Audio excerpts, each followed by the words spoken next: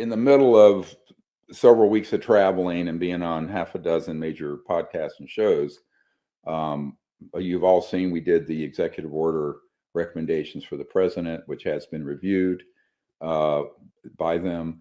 And in the middle of it, I just put it out there.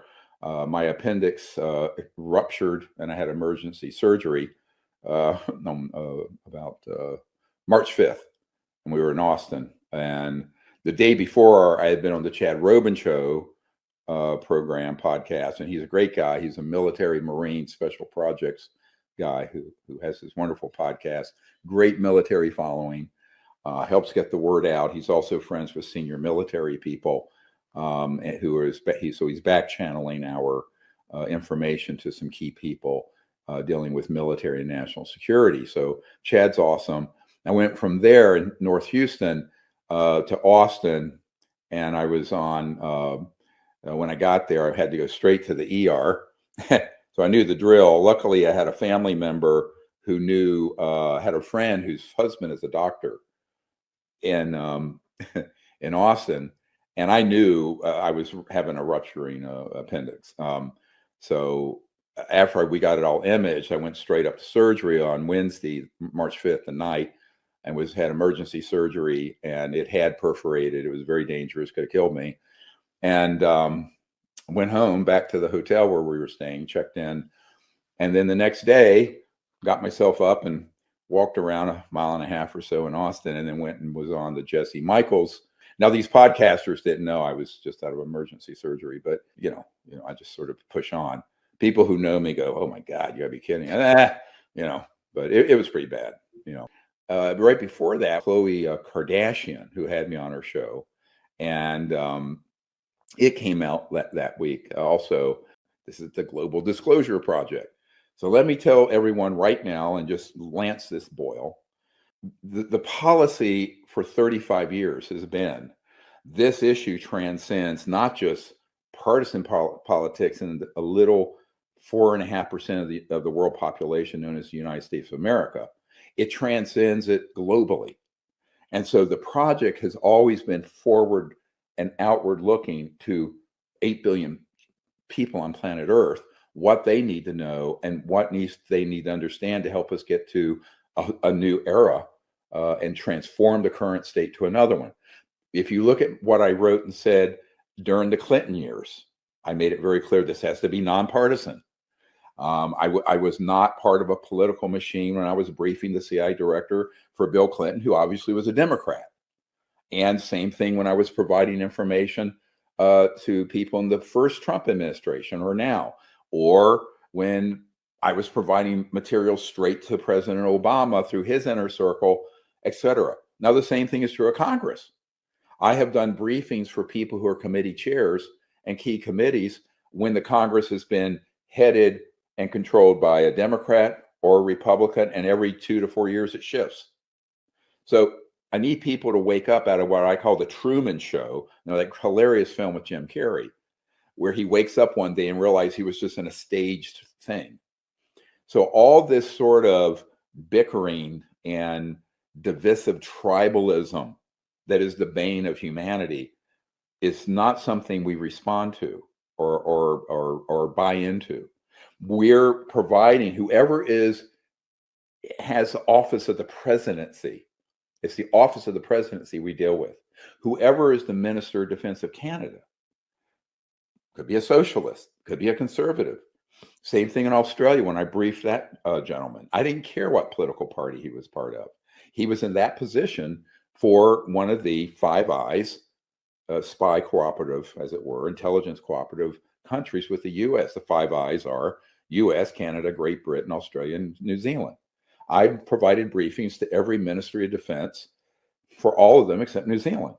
Now, I didn't say, well, what party are you part of this day? Whatever. We can't get tied into that because the issue is so profound. It's a universal, not just a global issue. We're not alone in the cosmos. They're here. There has to be a response from not just the United States or one president or party, but from the entirety of humanity at some point that's peaceful and appropriate. Disclosure isn't just here. The same dynamic of an illegal criminal transnational entity that has been doing this in the States is replicated in Canada, which may have a left-wing government while we have a right-wing government. But this issue transcends that. It goes beyond that. So what I'm explaining very clearly, and not trying to mince words on, is that we can't really change what the mission is of disclosure or peaceful CE5 contact. And when we're meeting with people, by doing a litmus test of what their current political affiliations and policies are. It has to be above and beyond that, or it's going to devolve into another tribalism bickering situation. Now, this is not to dismiss the valid opinions and differences people have philosophically, politically, policy-wise across the spectrum. I'm not dismissing that. I'm just saying this issue has to be nonpartisan, but not just U.S. nonpartisan. It needs to be global. It needs to be something that's looked at through a universal lens, not just a partisan or even just an American lens. So people in other countries, look, literally the United States population is 4.5%.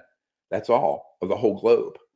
So Americans, being the narcissists that they are, they think they're the only people on the planet, but they're not. And so, I have dealt with people who have been ambassadors from China and, cabinet level people in Japan.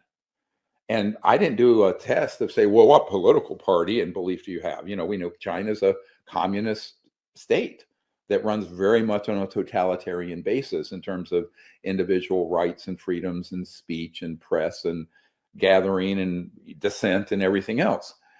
But they have 1.4 billion people, right? And they're high tech. And they do have programs related to this. So we can't go around and say, we're not going to provide information to this demographic because it might offend someone on this part of some political spectrum. So I'm just trying to be as honest and forthright about. By the way, what I just said is what I've been saying since the early 90s. As I see it, the bane of human existence, what has kept fires and division and disunity and wars running for thousands of years are demagogues causing people to break into tribal camps that engage in conflict and war. It's the opposite of unity. It's the opposite of peace. Now, this is not to say that there's a false equivalency of one policy or another. Certainly if a party is identified with the KKK, they can be called out. There have been organizations that have asked me to be keynote speakers that are heavily identified with, anti-Semitism or racism or what have you, and I won't do it. But, that's different when you're dealing with the governments or the ability to reach a large swath of the population. If you were to not appear in any media in the world that's identified it with some tribal party or philosophy or what have you, where would you go? I mean, it's all become so hyper divisive and tribal and partisan. And so the truth of the matter is I have to look at it from a higher consciousness, but also a higher strategy that transcends all those fissures and divisions. And I think humanity would be much better off if we all did that, frankly, a little bit more in this time of hyper-partisan hatred and bigotry, which I don't think leads to anything but harm. The other thing they're going to talk about is UAPs. They're going to release all the UAP information. So you're the guy to ask about this. What if any possibility is there that there is some sort of advanced propulsion system technology that's being worked on in secret? And that they're trying to cover this up with this talk of aliens and alien tech and not of this world. And is it possible that there's some sort of very secret program that's going on in cahoots with some defense contractors that are developing advanced propulsion systems that they're using for these drones? SpaceX, my company SpaceX has the most advanced rocket technology in the world. I think I'd know. Right. And to the best of my knowledge, there is not any magic. There's not like some super advanced propulsion technology. There have been people who have theorized different gravity drives and different things. Is there anything that's ever gotten past the theoretical stage? No. Nothing. Well, there's nothing even that I'm aware of that works in theory. It's not like I would like this to exist, to be clear. I would like this to exist. And I have from a security clearance standpoint, I have top secret. I have equivalent of like an all access pass from a security clearance standpoint. So I don't think they're hiding it from me, basically. I don't think they could. And by the way, he's made similar statements about ETs and UFOs in the past, which wasn't that important because he was a private businessman, and he wouldn't have any more knowledge than Joe Blow on the street, quite frankly, unless he'd studied the matter.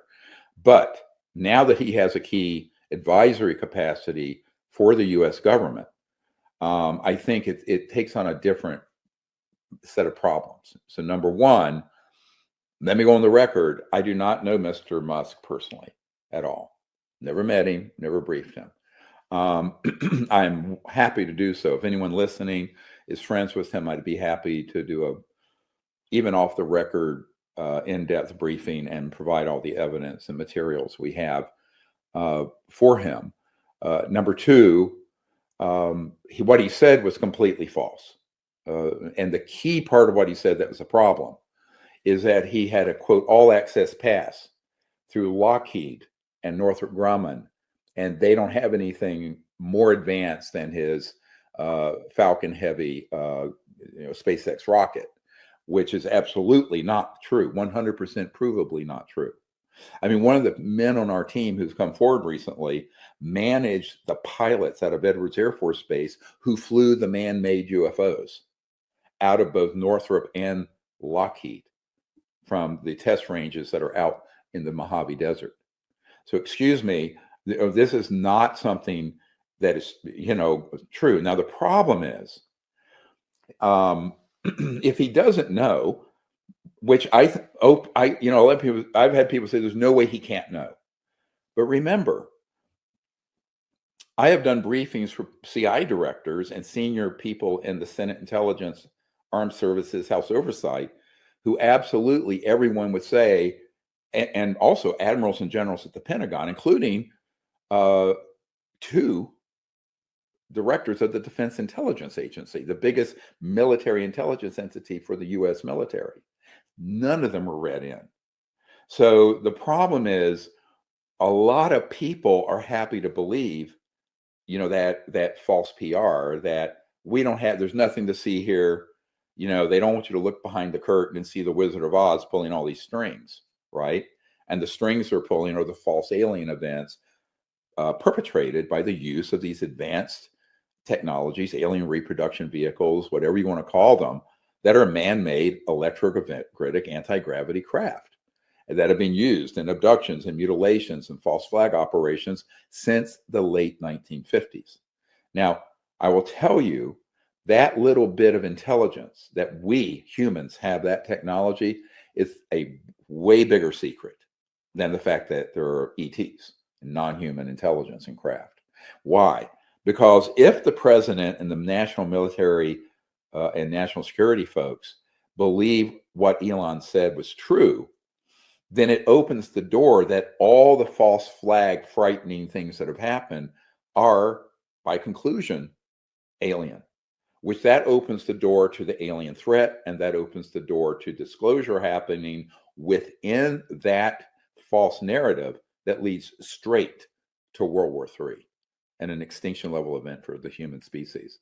This is very consequential, which is why I know there are going to be people unhappy that I'm addressing this who are partisans, but you cannot let a falsehood like that rest. Now, if he misspoke, then he needs to then retract it after he's read in. If he's deceiving the public and by extension, the president, Houston, we have a problem, a very big problem that has to be addressed, because it could lead to a catastrophic series of conclusions by people not read in at the level of the president and the new national security team, where they're going to look at all the evidence that's being gathered through false narrative operatives, let's say, like Gary Nolan at Stanford, who has a contract with the CIA to prove brain and head traumatic brain injuries from UAPs. Well, they fail to mention that all the cases that are being sent to him are the man-made cases, right? Right. The radiation case that was in that piece with Jake Barber, that was a man-made nuclear device that he was picking up. Now, he wasn't read into that. I have been read into it. Colonel Heckert, who was at our National Press Club event in June of 2023, was read into those and was on a retrieval operation when one went bad up in Canada. He told us all about it.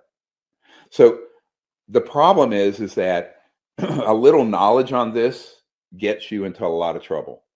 So it could be that Mr. Musk is not read in, but if he does know and he's misleading the public, but also with his shoulder-to-shoulder access to the president and the national security team, this key bit of information, that's a problem. Because remember, the reason in 2017, 18, 19, I started putting up the alarm around Luis Elizondo and others. They were saying a couple of things that are provably false. One, there's an alien threat. Well, we know from Werner von Braun, who invented the rocket for Adolf Hitler, that was always the plan hatched in the 50s, around 1953, 54, to try to eventually move the subject to disclosure, but under a false narrative, so that they could control the world through a militaristic fear and stampede people into terror, okay? And then control people through fear, through this alien threat. And so that scheme, that sort of deception and false flag, people say, when is Blue Beam? I said, dude, they started Blue Beam back in the late 50s, right? They had the assets. They had operational anti-gravs. They first used people made up to look like aliens when they weren't. Later, they had the robotics, and now they have bio-nano machines, creatures that are part biological and part machine that have been doing this. As you know, because you helped find this, Jacques Vallée admits to having a CIA document from 1985 flat out stating that the CIA was faking alien abductions in Brazil and Argentina for their, and I quote, psychological warfare value. Well, that's the same thing that was written and signed by the CIA director in 1953, General Smith, who was the CIA director then, when he said the UFO subject had great value for its, and I'm quoting from the document, it's in our archive, it's psychological warfare value. So it's a giant psyop. The crown jewel of the psyop and the deception is the use of these advanced technologies that we've reverse engineered and developed since way back, that are now operational, that would fool everyone that it's an alien or non-human intelligence craft or being when it isn't. So that is, see, this is where I talk about basically what we're doing is pulling the curtain back on the Wizard of Oz, and behind that curtain is this bunch of crudmudgeons pulling levers, scaring the hell out of Dorothy and the Scarecrow. When in reality, that people are thinking it's all alien when it isn't. So if the president, it's one thing for ufology to think this. It's a very dangerous thing when this is on a fast track to disclosure this year and next. When you have the president and the Congress and whatever, the 20 million people who listen to Joe Rogan being deceived this way. So this is something that needs to get resolved. People say I'm a little too strong and confrontational about it, but I think people understood what was at stake here. They would realize that this is a 5-alarm fire when you have someone with that kind of access. And frankly, in space matters, in terms of how the current administration views him, the top of the pyramid for space, saying we don't have anything like this, that all these false events and all these false narratives have to be, all of them, alien, because we don't have that ability to fly these objects like that and elude radar and go at 300,000 miles per hour and make a right-hand turn. Sorry, folks, we do. And guess what? That is one of the things that just came out, and we now can do it hardcover and softcover, is this. So this just came out, and it's Exposure and Illustrated History. It has 230 pages of not only crash retrievals, but new cases we have.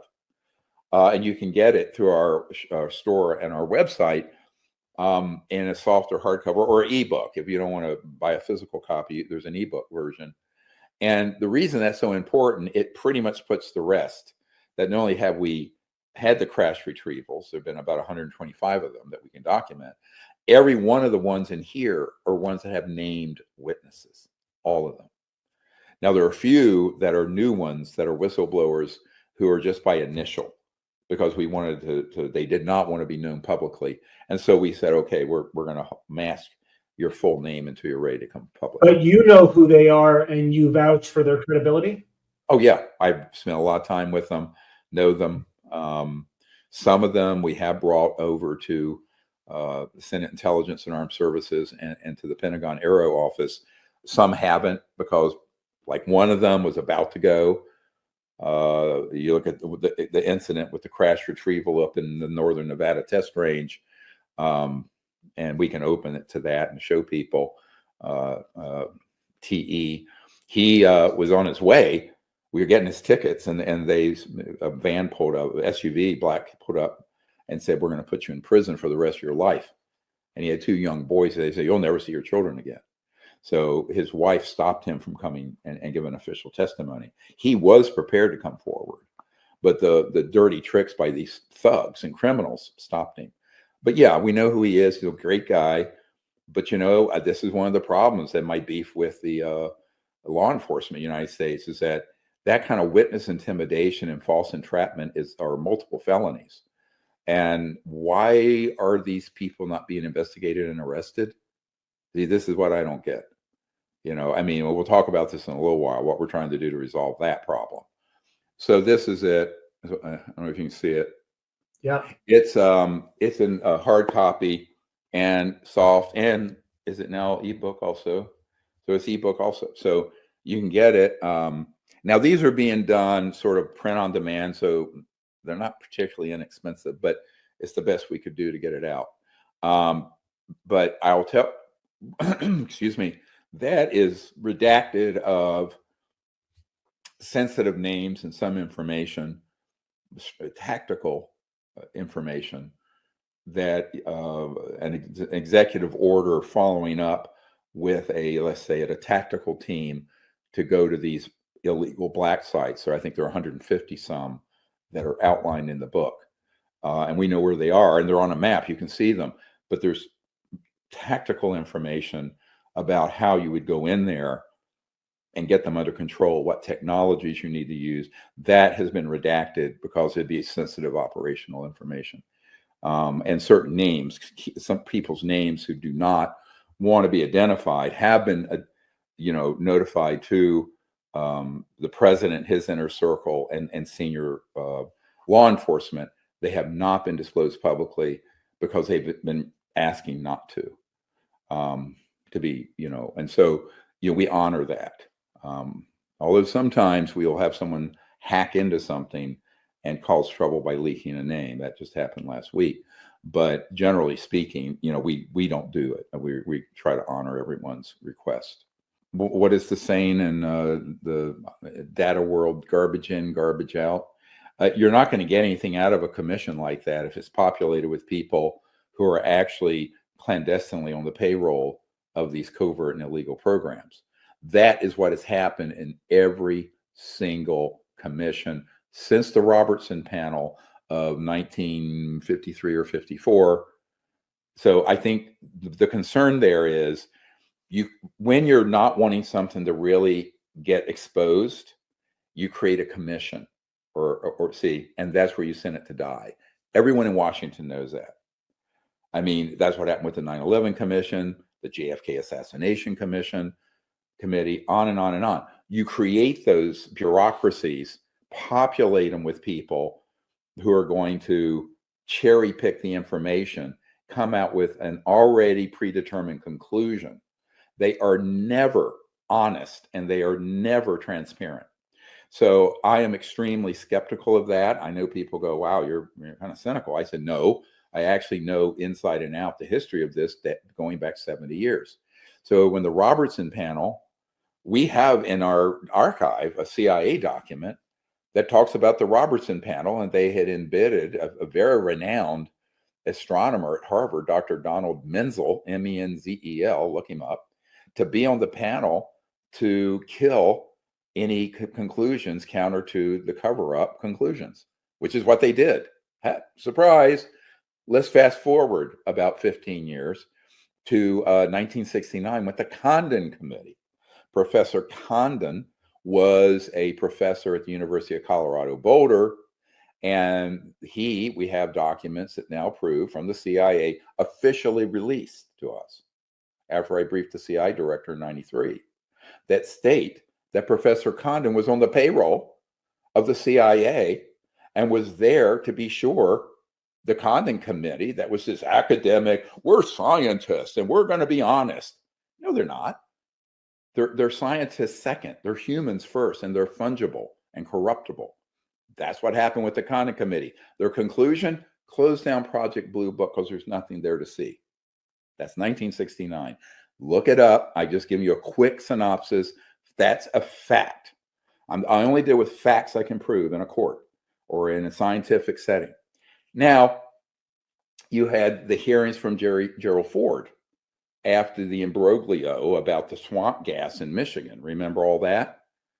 That was also stacked. That hearing, and I think it was House Oversight, and Gerald Ford, who later became President Ford after Nixon resigned, really wanted to get to the bottom of it, but they stacked the people appearing before this congressman who knew nothing about the subject. This is the problem. And gaslit him. And again, it was, oh, well, there's nothing there. Look, this nonsense has been going on for 70 years. It's not going to happen that way. Now, part of the bill that got shot down in 2023, December, from the Senate, that did not come from Mr. Schumer. It came from the Senate Intelligence Committee unanimously, because I had been working with them, and it had a provision for safe harbor or amnesty for these whistleblowers. That was taken out, as was the panel part. But what we need to look at is in the new, because I was at Senate Intelligence folks, I think in October, and I said, well, is that amnesty or safe harbor legal protection going to be put back in? And they said, yes, we're working on that. So what I want to see is what actually makes it out of the Senate to the House, and if it can survive the reconciliation process. Because last time it didn't. There were people in the House that killed it. It came out of the Senate overwhelmingly. It came out of the Senate Intelligence Committee unanimously. Unusual. So the question now is, because I'm on the inside of that. So the question is whether or not we're going to have a clean witness protection, amnesty, safe harbor in there. But the idea of some panel, the problem, the last iteration of it had the president appointing these people and then the Senate or somebody confirming that they'd be on the panel. Well, the politics of that are such that if there were 9 people, I'd be stunned if there was one who was actually first knew anything about the issue, and secondly wasn't corrupted already through some kind of corporate or intelligence agency connection. So this is why I think that is not the way to do it. The way to do it is what we've been saying.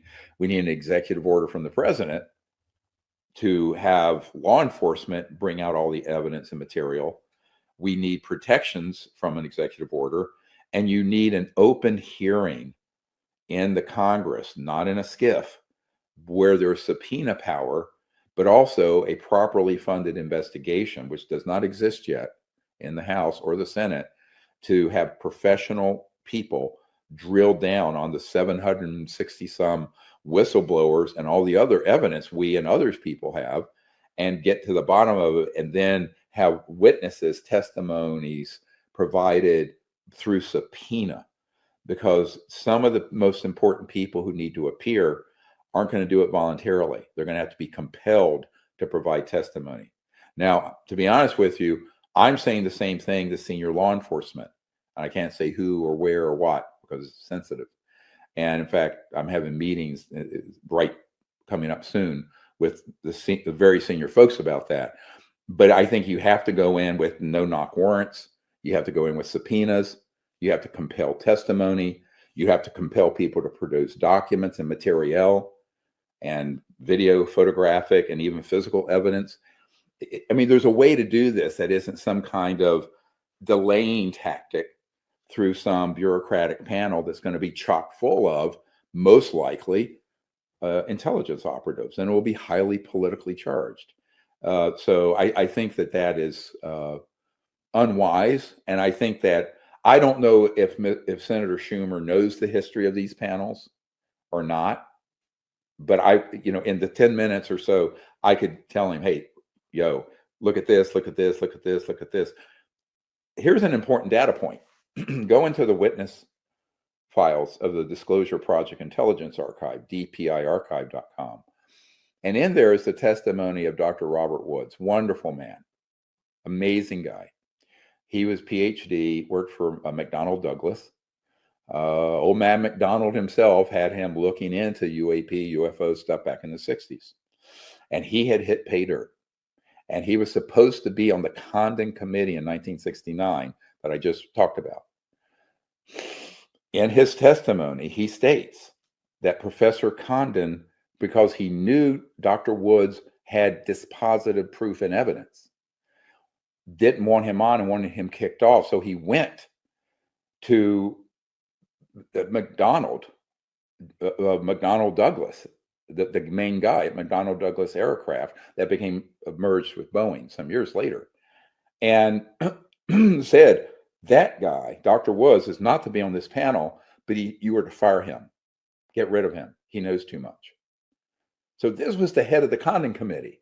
Now, this is the direct testimony of Dr. Woods, who worked closely with the chairman and head of McDonnell Douglas Aircraft. Should we as your supporters out there, should we be lobbying to get people who you recommend appointed, or is this just a complete waste of time and we should write it off before it even happens? Look, I will provide anything to any legitimate entity who claims they're trying to get to the bottom of it, right? I've done that for the Pentagon. I've done it for Aero. I've done it for House Oversight, Senate Armed Services, Senate Intelligence Committee, and I've been doing it since 1993. All right. So I will continue to always do that. I'm talking about the likelihood that a highly politicized panel would be uncorrupted and honest and would get to the truth. That, I think, there is no historical precedent for it. And in fact, there's every historical precedent for us to be deeply skeptical. And because of the filtering effect of such a panel, where they could have people in there like Professor Condon or Dr. Menzel back in the 50s and cherry pick and kick stuff out. And what will actually be referred to that Congress and the president and the American people will be, I think, mostly an empty sack of nothing. But I can't say that's the case. I mean, maybe things would change and maybe, history won't continue to repeat itself. But given who is out there, let me give you an example. Michael Gold, who testified at the last time that the House had anybody up there a couple months ago, I had met with him, a long time, several months earlier, back in 2024, I think in the summer, and at my condo in Washington. And I gave him the briefing materials. And he had been, he's worked in NASA. He works for an aerospace company. He had been part of Bigelow Aerospace with Bob Bigelow. And I told him, I said, and he had been on the UAP task force for NASA. And he told me, well, we closed that because we didn't find anything. I said, whoa, whoa, whoa, whoa, whoa, whoa, whoa, whoa, whoa, whoa, whoa. In my archive, available to everyone who can read, are hundreds of pages of government documents and 115 top secret military and corporate and government testimony, radar tapes, everything in our archive.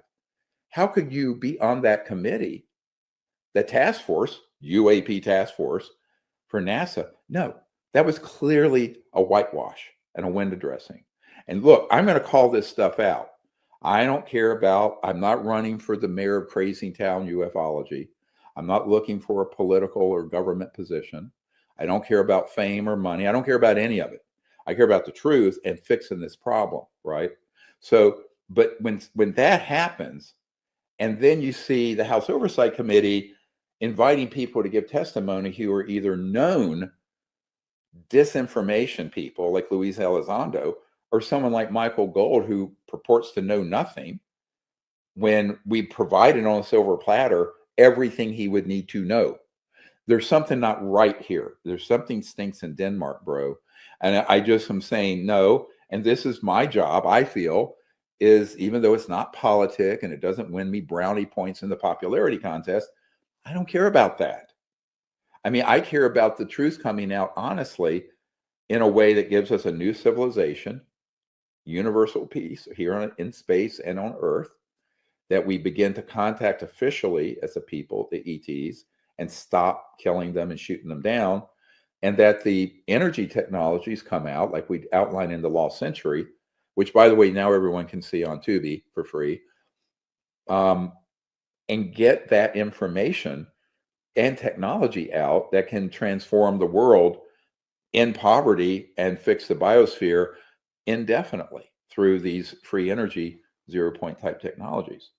Now, I've said, of course, many times, the things that fly that are man-made UFOs, those really are easily converted to a weapon delivery system, and those have to be held back for some time until the geopolitical situation indicates we're halfway civilized as a people, and we ain't there yet. If you doubt it, go look at what's going on in the meat grinder in Ukraine, Russia, the Middle East, Hamas, Israel, on and on all over the world. I mean, this is humanity, because we've been held back for 100 years from our evolution. Because remember, if these technologies had come out 100 years ago, that's why we call it the Lost Century, we would have had no need to be invading other people's land for rare earth minerals or oil or anything else, because you would have had a totally different economy and technology. And we could have had an abundant, peaceful, and a just civilization where there could have been global peace, where we reach what Michikaku calls a level 1 civilization. And that could have happened before I was born in 1955. I mean, in June, I turned 70. So you think almost most of my life, we could have lived in a very different world. And when we do, then we could have peace, because when there's justice and when there's elimination of the have and have not conundrum and the Malthusian crisis that goes with it, then there's a chance you can establish peace on the planet. And in that peace, you can have this transformed situation where then everyone could have a vehicle that floats and goes. You don't need surface roads anymore.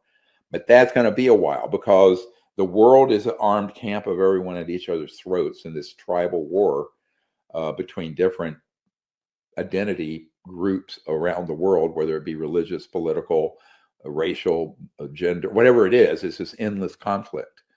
Until that gets resolved, excuse me, part of the resolution of that is the whole reason our motto is one universe, one people, is that if we recognize that our consciousness and our higher conscious being is a singularity of the mind, and then we realize that not only are all of us one, but on that deep level, go beyond the skin deep and the intellect and the divisions, but also the ETs, these non-human life forms, are also conscious and sentient.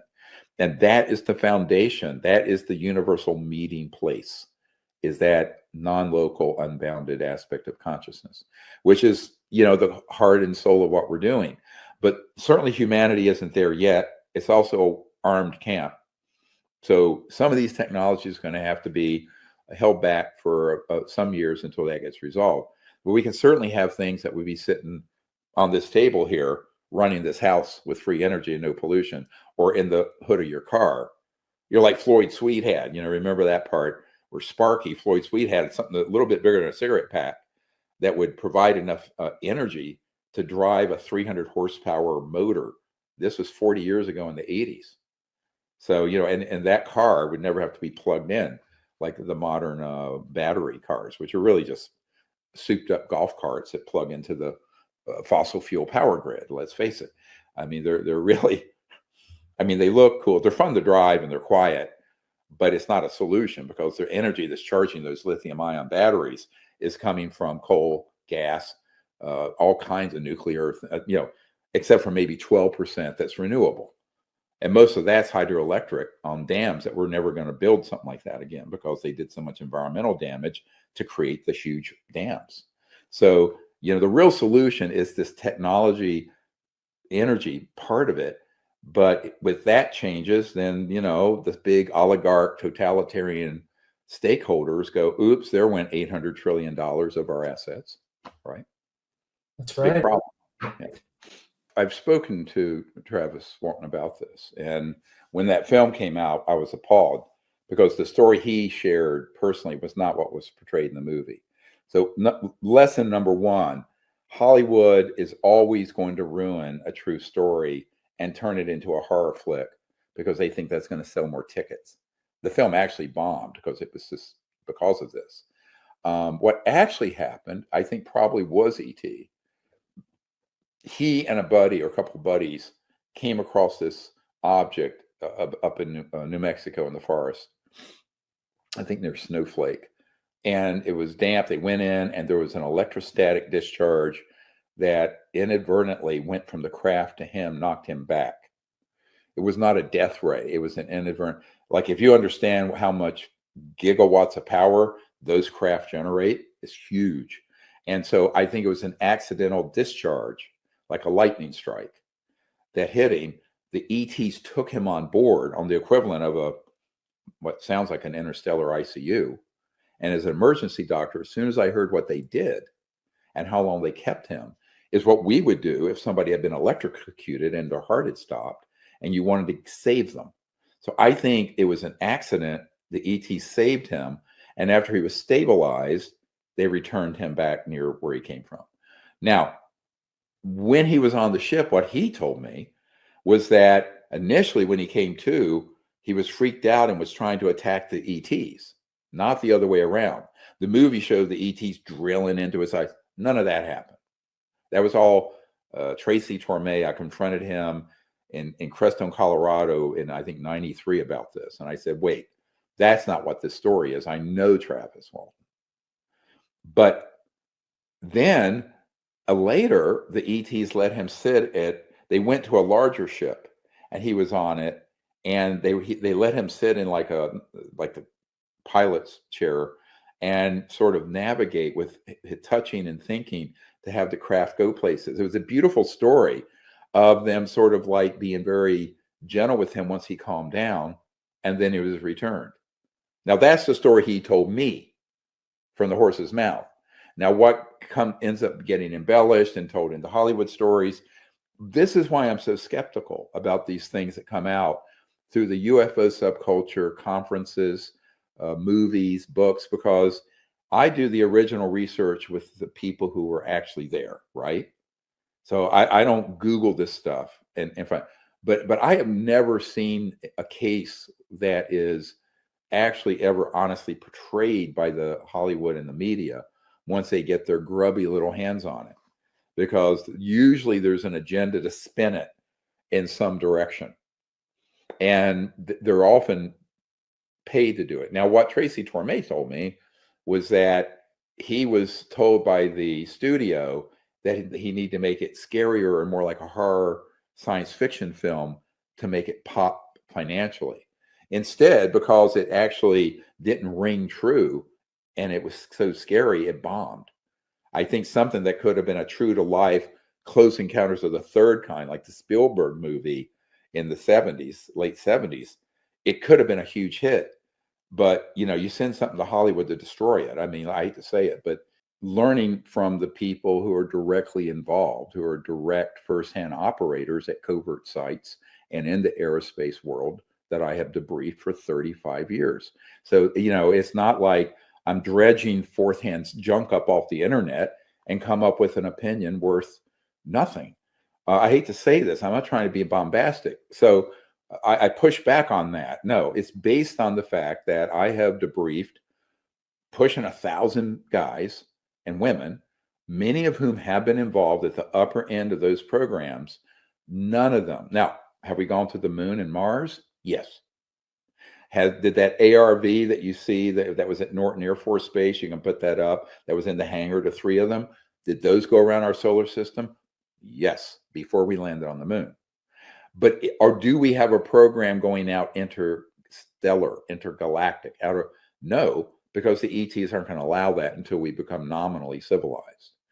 Now, it makes for a very good space cowboy movie to have a rogue group of humans working with these evil aliens, and then the good ones, and it's great for Star Wars and Independence Day and selling tickets to UFO conferences, books, and videos. But and if I had any evidence of that, I would change what I'm saying. But I have never met a single person, no matter how high up in that organization or how operational on boots on the ground, who say any such thing. Number one. Number two, the other part of it is that, and this it's implied in much of what I've said over the years, but I need to be more explicit. And that's my failure. I have never debriefed an operator who has been on retrieval teams dealing with the ETs that have ever encountered a hostile or violent one. They've never picked up a reptilian. Now, there are people I know who have been at facilities where man-made fake aliens, so-called programmed life forms, that look really scary, but those are human-made. But the ones who picked up, let's call them actual non-human ETs from other star systems, none of them look like that, and none of them behave like that. Now, I would think that if given the depth and the breadth of the people I have debriefed, if any of this mythology were true, at least a couple of them would have in fact seen and have that information. No, you look at what Jake Barber said about the beautiful connection he had with an ET that was in one of these craft. Sergeant Clifford Stone recounted the same experience. The witness that's in this new illustrated book that I did with Michael Schratt, that has TE. I referred to him earlier. He had this direct encounter with these 2 ETs from the ship they had downed that hadn't been damaged. And he said they were the most beautiful. I have not talked to a single, and let me add one more data point. I have been head of a CE5 contact operation since 1990. This is the 35-year anniversary. Thousands and thousands of hours at hundreds of venues where we've had real contact and events happen, and where we've had ETs come right into the area, and none of them have looked like that, and none of them have harmed us. We have had some nasty things unleashed on us from covert human operations when they thought they could deceive us, but we've never had that. So that is a scientific research data point. So you're going out there, you're inviting contact, and all the contact for 35 years involving thousands of events and thousands of people across multiple continents. None of them have looked like that, and no one has ever been harmed.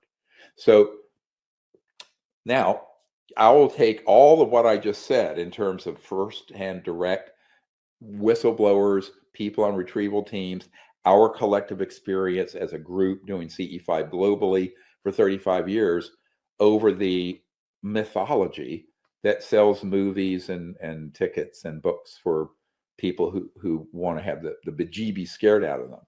One of the problems is, again, if you don't do the firsthand direct research, and this was so intuitive to me as a young doctor in the 90s, I thought, well, wait, you have these people who claim to be experts in the UFO subject, but then they'll brag, well, I've never seen one, or I've never had contact. Then somehow that makes them objective. No. Would you go to a cardiologist that's actually never seen a heart? Would you go to a neurosurgeon who's never seen a brain? Would you see a dermatologist who doesn't know what skin is? Why are you an expert? I'm going to call this out. And you haven't gone out in the field and done the direct work to observe, make contact. You know what you're talking about. You're not an expert. You're getting stuff from what? Second, third, fourth, fifth hand? That an expert doesn't make.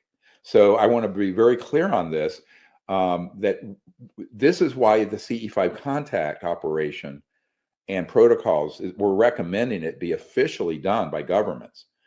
France almost did it, but they did a one weekend thing with us back years ago in 2010 or 11 or something. It's in the archive, the Ministry of Defense of France. But no country has ever done a sustained effort for peaceful contact. Now, we have plenty of evidence that there are operations used to target and shoot down ET craft, military operations that are more military driven and materiel driven to get the technology to reverse engineer, et cetera. But in terms of doing what we're talking about, I think that needs to be the model once disclosure happens, if it's not this scary false one that stampedes the world into Armageddon, then we pivot to, all right, let the countries of the world develop a means to make contact peacefully and see if we can reach out to these civilizations in a cooperative manner for both Earth and space. But that hasn't happened. If it did happen, there's very scant record of it in the 50s during the Eisenhower era, where there could have been an outreach like that went sideways. What I understand is that, and I can't prove this, is that there was a meeting between Eisenhower and ETs out in the desert near Muroc, where Edwards Air Force Base is now, and that they really wanted us to cooperate with them and get rid of these nuclear weapons and become peaceful. The warmongers around Eisenhower said, no way. Eisenhower was inclined to say yes. And that's why they separated the president from those operations in the late 50s. And to my knowledge, this is why it's been dysfunctional ever since. Because the war profiteers, the warmongers, the sociopaths, the people who want to control the technology, those people surpassed control access, let's call it, from the president and the Congress. And it's gone sideways for almost around 65 years now. So, and by the way, that was why Kennedy was killed, because he was determined to get control of this. He fired Allen Dulles, CIA director, who helped found the CIA. And my understanding is that they went, oh no, you're not going to do this. And in November of 63, of course, everybody knows he was killed. My understanding is that the truth about that assassination is very directly connected to him trying to get back under control of these UFO programs. The first question, is it real? I don't know. I don't have the provenance for it. The second question is yes, because that capability, I think it's an Einstein-Rosen bridge is what they're doing, if you want to look that up. And we have a scientist on our team who's worked at a very senior NSA and corporate level who has said it is real, and it was an Einstein-Rosen bridge, and it was man-made, and it was a test. Now, I don't know if that's true, because again, the actual footage itself, I always say, well, what's the provenance of it? Where did it come from? Who had it? And honestly, I don't have that information, and I don't have anyone on my team who has a direct access to it, the origins of that footage. Now, maybe this gentleman you mentioned does, or maybe someone he knows does. I don't know. But the people I think do have some good information, what it portrays is something that we absolutely can do. And remember, during the drone stuff, where there were obviously just drones with motors, and then there were orbs, and 100% of that was man-made. None of that was alien. And it was sort of a testing of this false flag, and to what extent the media and the Congress and the hysteria and the circus all around it. As for that MH flight, all I can say is it's obviously went missing. This someone has said this is real footage. Now, let's just say, I don't know if it is, but if it is, I've had people look at it and say, oh yeah, we have that capability for sure. Well, my understanding is that there are ancient structures and remnants of an ancient presence on Mars and the moon. But there are also more recent structures that are the result of the fact, going back now to that we have had electrogravitic and the ability to move very quickly without a rocket through our solar system since the mid 1950s. That there very well could be assets. I know there are on the moon. So we know that from Carl Wolf. Some of them were very ancient, but there were some new looking structures. I don't think those new ones are ET. I think those new ones are human, which would make sense if you have that capability. Now, one of our witnesses also knew a Navy SEAL who has not come forward, who was part of a team, and he would call a hyper jump for 2 weeks at a time to a facility on the moon. So, I've heard those sort of accounts. It would make sense that we would, since we have the technology, that this covert clandestine group would do that. But I think when you look at those images, the ancient ones often get mixed up with the newer ones. I think the newer ones are not extraterrestrial. I think the newer ones are most likely human. I do know that out by the rings of Saturn, that both a senior executive with Lockheed Martin at the headquarters out there outside DC in Maryland called me up back when the Cassini probe was going out, and they were the prime contractors, and they filtered out before NASA saw them this footage of a massive extraterrestrial floating base. It was out by the rings. It wasn't there in the planet. That was huge. I mean, it sounded like it was many miles across. I also have a member of my team who had been at NORAD, and there was a Console 50 that was used to track the Deep Space Network, and they had tracked a massive extraterrestrial base. You could say it's a craft, but my understanding is a huge base, many, many miles across. One of them indicated something on the order of several hundred miles across, like a small moon, that had craft within it. And that was out by Saturn also. And then the final data point was that the top scientist at the Naval Research Labs was friends with a 4-star general who'd come out of a briefing where he had been shown these same images, and he was white as a ghost. And that the head of the Naval Research Labs, Rick Foch, was the highest scientist there. He was not the director of the lab. He would be like the third down, but he was the top scientist there. He said absolutely that is real, and that this 4-star general confirmed that to him. He didn't see it, but the 4-star did. So yeah, I mean, there are these sort of ET assets. They're very large. That's why back in '92, I turned to General Stubblebine when he was first trying to buy me off with $2 billion and then threaten me. I said, look, you have your plan, and there's another plan. There's a divine plan. There's an interstellar plan. And I'll tell you, when the day is done, which one's going to prevail. And it won't be yours. I mean, you know how I am, Michael. I just said right to his face. Oh, yeah. We've met. Yeah, we've met. So, that's not a myth. I've had 3 very reliable, probably a very senior executive at Lockheed Martin, this scientist at Naval Research Labs, right? And a military advisor for years who had been in the compartmented console area where they were doing deep space network monitoring out of Cheyenne Mountain for NORAD in Colorado Springs, who also had it confirmed to him that on that console, that was, by the way, that area was so sensitive that at the outside wall of it, if someone even leaned on that wall, guards with M16s and attacked German Shepherds would come out. And these are people cleared to be in NORAD. So it was a very tightly held area. And we have a man on our team who was in there and saw that.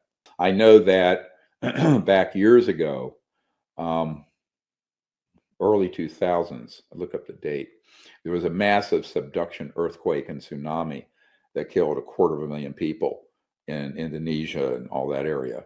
I may have been 2004, somewhere around there. And I had a man who was on a contract vessel for the National Security Agency and a covert government operation that went down there, and they basically detonated a type of a directional energy weapon over that subduction zone to see if it would trigger it. And this man very legit said that's what they did.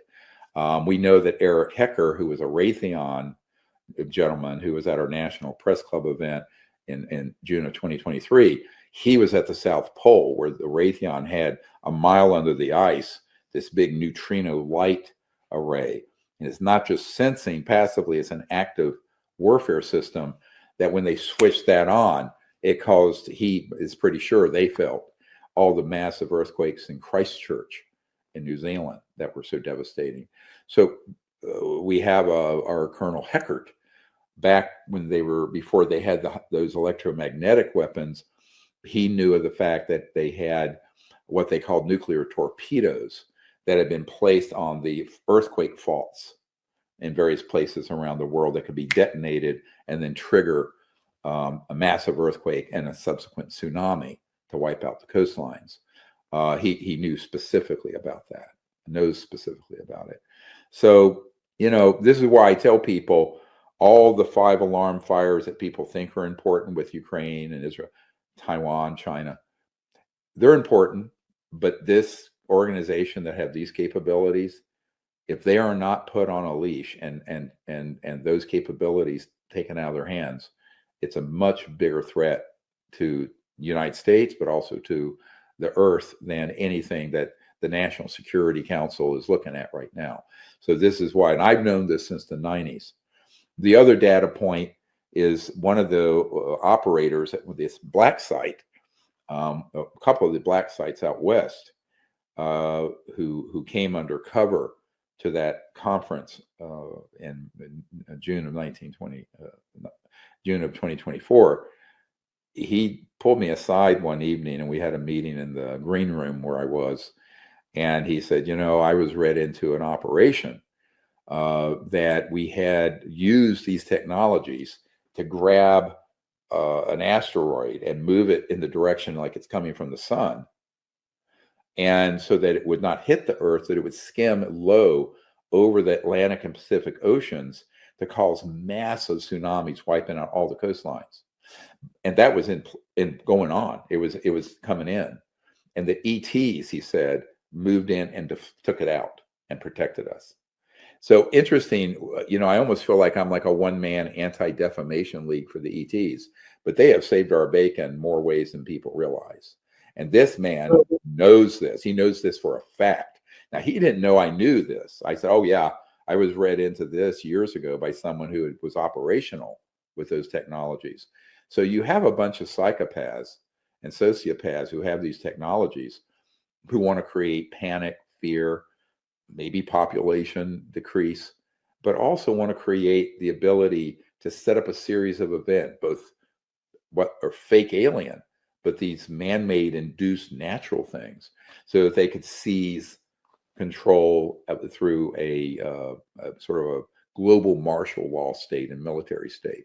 That has always been the plan of these guys. These guys are power hungry, sociopaths, but they have technologies that I'm quite sure if the president and people in Congress knew what they had and what they've done already and what they plan to do, everything else would look like a skirmish and they would focus on this. But I'm not trying to scare people. I just am telling you what I know to be a fact from multiple data points. It's two sides of a coin.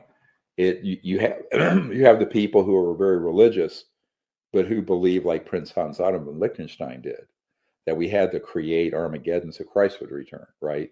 There's a whole section of those. And then the flip side of that same coin are the people who are like really love the idea of evil, death, destruction, torture, everything you want to call it evil, just satanic, whatever, who literally are involved with that and who love that. And, you know, and I've met both from both ends of the spectrum. Now, this is not to say that everyone who's a very conservative religious person buys into that and wants that. I'm talking about an extremist group that is part of that organization. Because remember, this organization is like a whole constellation of people working because they have a common objective. That's one extreme. The other would be global macroeconomic energy control. The other one is the military industrial, profiteering complex. They're all and some of them wear multiple hats, right? But but ultimately, it's a very messed up situation. And I have met people from those, let's call it factions, and they're pretty spooky people. And unfortunately, a lot of people, you can be kind of hoodwinked on this because what I call the folks on the more evil end of weird stuff and Stranger Things, I call it electromagnetic black magic. They have technologies that can conjure up, and we're not talking some weird satanic ritual, except that it may bring into this dimension some really scary stuff, but it's being done through a high-tech system where they can tap into a lower dimension. And this is why I always point, when I go to a meeting, I go, you have three things going on here: the actual ET, the actual man-made, and then the extra dimensional or interdimensional that can be confused with both. And a subset of the interdimensional or extra dimensional are the ones that are induced through humans through these very, very high-tech systems. So there's more than one scientist I've met with where when they hit a certain frequency in the electromagnetic and resonance, it can pop out of another dimension an object or a being that comes into 3D and not a hologram, physically runs around the lab. Now I've heard this, these are like the stories of Montauk back in the day that got spun into I never saw any of the episodes, something called Stranger Things. I guess it was on Netflix. And so this capability must certainly exist. And some of those folks, it's like you have innate remote viewing capabilities in the CIA with Russell Targ and McMonagh, all those folks, right? But then you have something above where they were operating that are the electronic assist systems for consciousness that are human, based on studying the ET systems back in the 40s and 50s. And we could do a whole show on just that. It's fascinating. But so they have a corollary here with inter and extra dimensional weird things like at the Skinwalker Ranch or the Bradshaw Ranch or Stranger Things sort of Montauk, but where there's an innate, say, a bizarre phenomenon that happened that's not extraterrestrial, it's extra dimensional, but that can also be induced through these very advanced physics and electromagnetic sciences, scientific systems that can, and some of that I think was accidentally discovered. I know a man down near the Marshall Space Flight Center in the Redstone Arsenal who accidentally did that. He just hit a certain frequency because he was working on this under contract from the CIA, from IT&T, and boom, pops what stuff would disappear, pop right into this dimension. Weird stuff. Okay, this is why at the agency they call it WSFM, Weird Science and Frickin' Magic. And when I talked to an engineer at Northrop Grumman once, he said, "Well, we just call it PFM, pure fucking magic." He said, "Literally, that's what we call it." So there's a whole spectrum. Everyone thinks of a man-made clunky UFO, but boy, there's a lot of things on that spectrum that's in their little dark little basket of secrets technologically that we could do multiple shows on, that I've been read into and have met people who have been operational or have been the principal investigators and scientists who dealt with this. I mean, it's fascinating. It's spooky, but it's very, very fascinating. Let's go back to the Disclosure Project archive circa 2000, when I interviewed a gentleman, Fred Threadfeld, who had been, and he had been at a Air Force base in Canada, operated by US, where they had mastered in 1953 the teleportation of ash, of course, everybody smoked after World War II, ashtrays that would go from point A to point B instantly, a big object, reliably from one point of the base to the other. And he saw this. Now, I know that's true. Now, most people go, "What?" I say, "Yeah, that was 72 years ago." So now, when you start getting into this area of science and physics and electromagnetism, you very quickly get into a world of very strange things in WSFM. And one of the big problems with UFO research is that when you're evaluating some phenomenon, you've got to have in your knowledge this whole spectrum: man-made, ET, innate, extra-dimensional, and then augmented, let's say, induced things from other dimensions that are human. All of that has to be in your, as we say in medicine, your differential diagnosis. It's like you have chest pain. What is it, right? Or I just had this abdominal thing. You have abdominal. Well, is it, something you ate, or is it, a gallbladder, or is it, a virus, or is it you had some bad water that had giardia in it, or it's something with your intestine, a blockage, or is it? I mean, there's like 100 things in your differential diagnosis. But what happens with the UFO subject? Everything is alien, right? Anything goes bump in the night. And this is not helpful because the intelligence community operatives are so smart. They know how to mix all this together and confuse people. It's the art of deception. And what we have to do is, this has got to be childhood's end, because I think all this is going to come out in the next year or two. We have to begin to unpack all of it. And the part that is extraterrestrial, get clarity on. The part that's man-made, get clarity on. Weird things from other dimensions, we need to get clarity on. Like there's somebody I know was recently on a show talking about the Bradshaw Ranch near Sedona, talking about that was a secret alien base. No, it's not. I've had people on my team get very close to it and see guys dressed all in black with machine guns guarding down below the hill where it's a black site. It's a U.S. or transnational corrupt organization, black site, right? Skinwalker got taken over by those elements with Bigelow and Colonel Alexander long before the current owner. And they set up all kinds of weird stuff there. So, you either understand this or you don't, but I'm trying to put enough information out to the public so they're not continually misdirected and deceived through the magic trick, because look, when you've got the kind of technologies these guys have in these covert and illegally run programs, boy, it is easy to fool people. They can fool CE5 contact people, can fool government people. Right. Certainly the general media and your average bear who's in the Congress or Senate or White House, very easily deceived.